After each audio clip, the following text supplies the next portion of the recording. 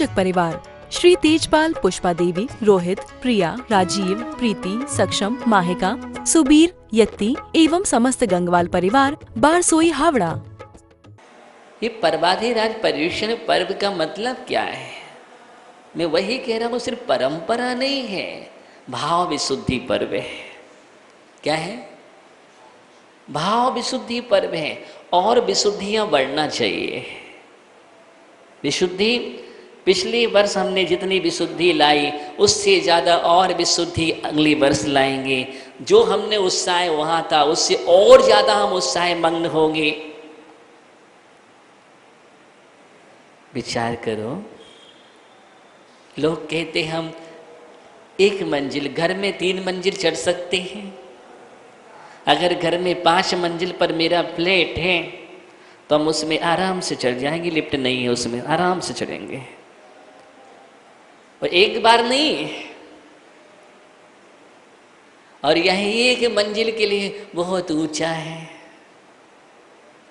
क्या धर्म है तुम्हारे अंदर? और अभी तुम्हारा कोई फंक्शन हो जाए, इसी में तुम्हारा, उसी मंजिल पर तुम्हारी भोजन व्यवस्था रखी जाए सबकी, आराम से 4 बार चढ़ के जाओगे आप। जो हम कहते हैं ना हम चढ़ नहीं पाते, उन्हीं की बात कह रहा हूं। आराम से जाएंगे। क्या आश्चर्य वाली बात होती है। एक उमंग, एक उल्लास। और जब उमंग उल्लास होता है ना तो एक अंतर्मुहूर्त में 20,000 सीढ़ियां चढ़ जाते हैं। कितने में? एक अंतर्मुहूर्त में 20,000 सीढ़ियां।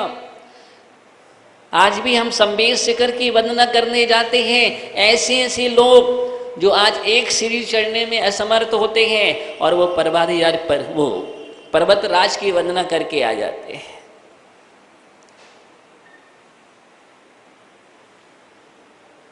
कैसे होता है ये कैसे होता है? अंदर की गहरी श्रद्धा और लगन जब होती है ना, सही समर्पण और विशुद्धि होती है, उसका प्रभाव होता है। ये उसका प्रभाव होता है। अगर एक साथ हम ऊपर बढ़िया एक साथ अभिषेक करते हैं, पर्व का अर्थ है जुड़ करके एक साथ। वैसे तो हम वेदियों पर पूजन तो प्रतिदिन करते ही हैं, लेकिन एक साथ जो किया जाता है उसका प्रभाव अलग होता है। मालूम, उसका आभा मंडल अलग बनता है। भामंडल प्रत्याहार की चर्चा चल रही है, उसका आभा मंडल ही अलग बनता है। जो समुदाय पूर्वक जो आयोजन किया जाता है उसका आभा मंडल समाज में विकीर्ण होता है, देश में, राष्ट्र में विकीर्ण होता है। क्योंकि एक साथ मंत्रों की ध्वनि हुई है। क्या हुई है? एक साथ मंत्रों की ध्वनि हुई है। उसका जो प्रवाह होती है, वर्णाएं होती हैं, वो वर्णाएं चारों ओर फैलती हैं, उसका आनंद एक अलग होता है। इसलिए कूप मंडूक विचार मत लाए, उदार और उदार चित्ता बनिए। हर समय तो मिलता नहीं है आपको, कभी कभी आता है ऐसा अवसर। कभी कभी बहुत हम एक उमंग के साथ, उत्साह के साथ हमें एक साथ होना चाहिए कि नहीं नहीं, और अच्छा आयोजन करो, और अच्छा आयोजन करो। आयोजन में अगर कुछ कमी दिख रही है तो उसमें और कहो कि नहीं नहीं, ये भी होना चाहिए, ऐसा भी होना चाहिए, और अच्छे से करो। तब लगता है कि आप धर्मात्मा हो, आपके अंदर विशुद्धि है, आप पर्व को समझते हैं, आप पर्युषण पर्व को जानते हैं। पर्व तो आपके जीवन में, अभी 16 करण पर्व भी चल रहा, 1 महीने चलता है। 16 करण पर्व के सामान पर्व है, बहुत बड़ा पर्व है, इससे भी बड़ा पर्व है ज्ञानी हो। लेकिन वो तो हमारा 10 दिन करने की एक संस्कार परिपाटी, अच्छा है, कम से कम 10 दिन संस्कार तो पढ़ते हैं। लेकिन 16 करण पर्व तो तीर्थंकर प्रगति का बंध का कारण है। और अष्टांग का पर्व सरप परम में बड़ो अठाई पर्व है। और अष्टमी 14, इन सबको देखते हुए फिर हमें कोई कार्य करना नहीं चाहिए। अगर हम देखते हैं 16 कारण अष्टान का पर्व है, अष्टमी 14 है, तो इन समय में हमें कोई कार्य निर्माण कार्य धर्म की नहीं करना चाहिए ना। मैं आपसे पूछता हूँ ना। ओहो ज्ञानी हो, आप सोच को बदलो। किसको? सोच को शौच करो, सोच को शौच करो। शौच माने होता है पवित्रता लाए। ये पवित्र कार्य है। ये क्या है? ये पवित्र कार्य पवित्र में ही चलते हैं। जितने पवित्रतम कार्य पवित्रता में होंगे, पवित्र दिनों में होंगे, उतने ही अच्छे कार्य होंगे। क्या होंगे? उतने ही अच्छे कार्य होंगे। ध्यान रखना, अच्छे कार्य अच्छे दिनों में जितने अच्छे होते हैं, अच्छे कार्य अच्छे दिनों में जितने अच्छे होते हैं, उतने ही अच्छेदायक होते हैं। इसलिए मैं सिर्फ इतना कह रहा हूं, कल हम भावमंडल प्रातिहार की चर्चा कर रहे थे। कैसे बनता है आभा मंडल? विचारों से। किससे बनता है? विचारों से। आपके नियम संकल्प करने के परिणाम हुए, आपका आभा मंडल अलग बनेगा। आपके अंदर क्रोध करने के परिणाम हुए, आपका मंडल अलग बनेगा। आपके अंदर कसाय के परिणाम हुए, उसका आभा मंडल अगर अति तीखा हो गया, तीखी कसाई हो गई, बहुत तीव्र हो गई, तो उसका आभा मंडल काला बनेगा। क्या बनेगा? काला मंडल।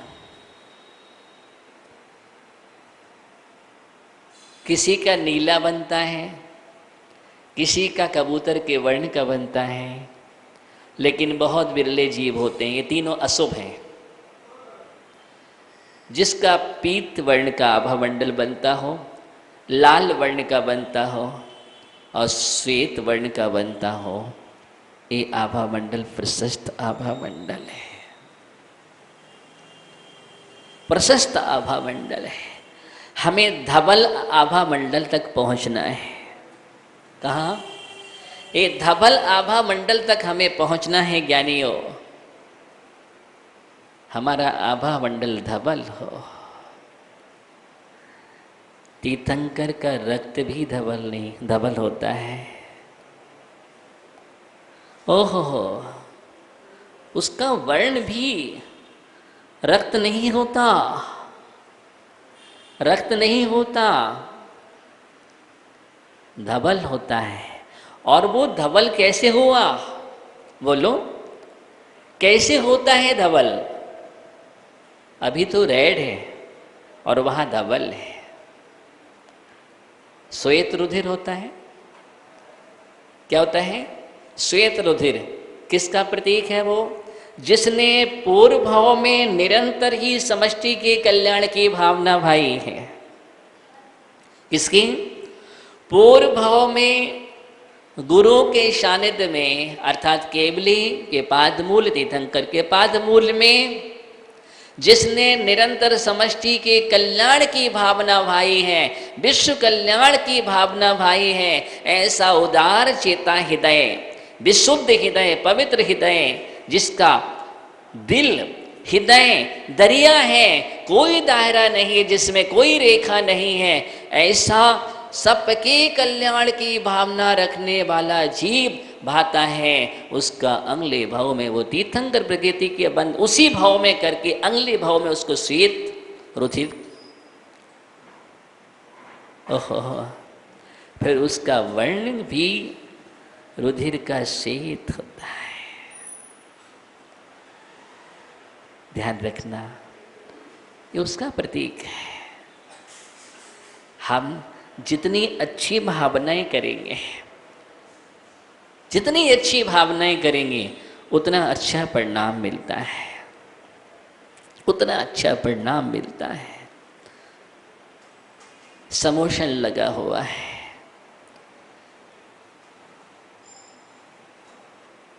भगवान महावीर स्वामी का राजा सैनिक पहुंचते हैं विपुलाचल पर्वत पर और भगवान महावीर स्वामी से प्रश्न करते हैं, राजा सैनिक भी क्या भगवान महावीर स्वामी का प्रमुख श्रोता समोशन में एक प्रश्न नहीं 60,000 प्रश्न करने वाला। कितने? 60,000 प्रश्न किए और जिन प्रश्न के उत्तर में आज हम जितने पुराण आदि ग्रंथ देख रहे हैं सब प्रश्न का उत्तर है। प्रश्न आ गया कि रोड तीज क्या है? क्या है रोड तीज? ये कौन सा व्रत है? क्या है इसका इतिहास? कैसे किया जाता है? दक्षिणाकीर्ति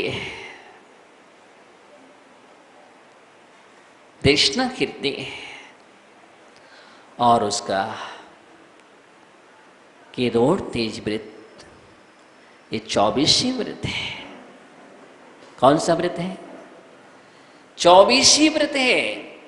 24वीं व्रत कहो या रोड तीज व्रत कहो एक ही है, जिसमें 24 तीर्थंकर की आराधना की जाती है। 24 तीर्थंकर की आराधना की जाती है, गुरुओं की आराधना की जाती है,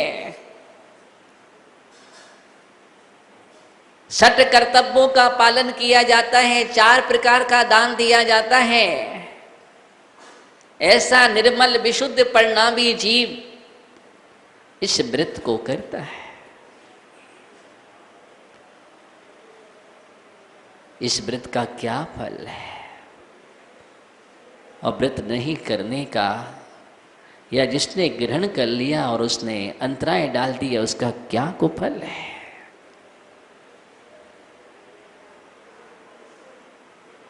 भगवान की देशना करते हैं उज्जैनी नगरी में एक सेठ धनपति कुबेर के समान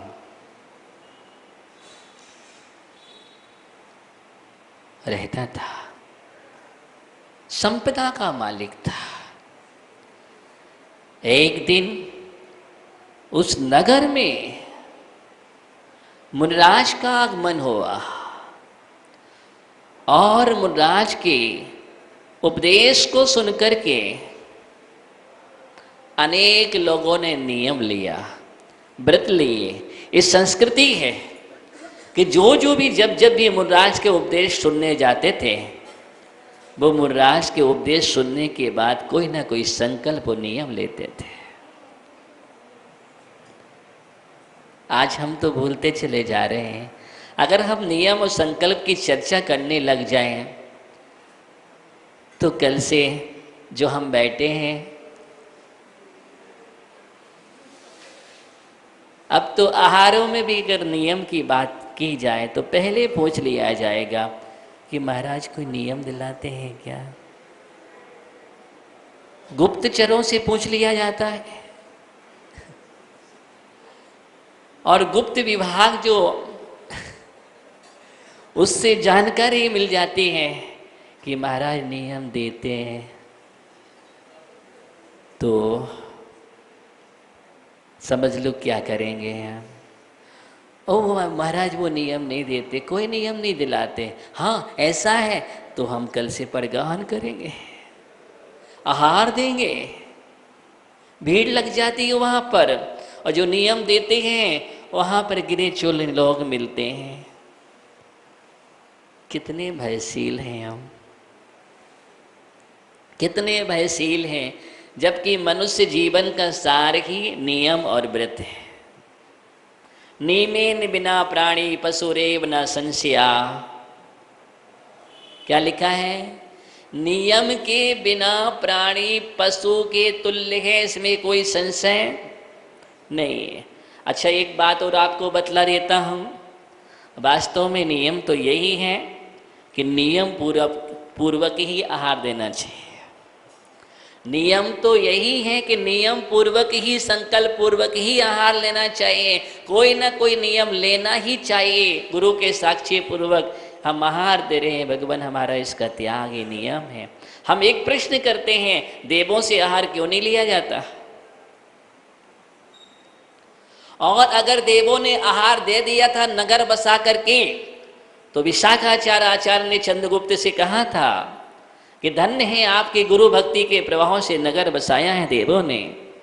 पता नहीं था, आहार हो रहा था, लेकिन पूरे संघ ने अब सबको प्रायश्चित ग्रहण करना चाहिए। क्या? प्रायश्चित ग्रहण करना चाहिए। क्यों? क्योंकि देवों से आहार ले लिया गया है, प्रायश्चित लग। क्यों? क्योंकि वो असंयमी होते हैं। देव कोई संकल्प नहीं लेते हैं, नियम नहीं लेते हैं, इस कारण से उनसे आहार नहीं होता है। और अगर आप भी कोई नियम संकल्प नहीं लेते हैं तो फिर आपसे कैसे आहार हो सकता है? आहार के समय असंयम नियम, कोई ना कोई नियम होना चाहिए। कोई ना कोई लिखा हुआ है, ग्रंथ में लिखा हुआ है, अष्टावक्र में। लेकिन हम लोग भागने लगे हैं, इस कारण से भैया महाराज कहते हैं कोई बात नहीं, आइए। कम से कम संस्कृति तो चलेगी। क्या होगी? संस्कृति तो चलेगी। संस्कार आगे तो नहीं तो वहीं लुप्त तो हो जाएंगे। लेकिन सिस्टम क्या है उसको बतला रहा हूं। ये सिस्टम है। नियम लेने की अहोभाग्य है।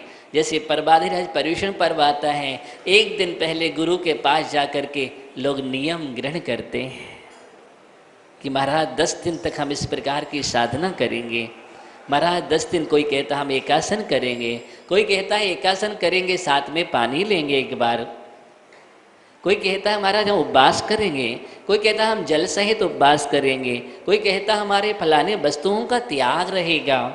कई प्रकार के जिसकी जो सामर्थ्य होती है। पुण्यार्चक परिवार श्री तेजपाल, पुष्पा देवी, रोहित, प्रिया, राजीव, प्रीति, सक्षम, माहिका, सुबीर, यत्ती एवं समस्त गंगवाल परिवार, बारसोई, हावड़ा।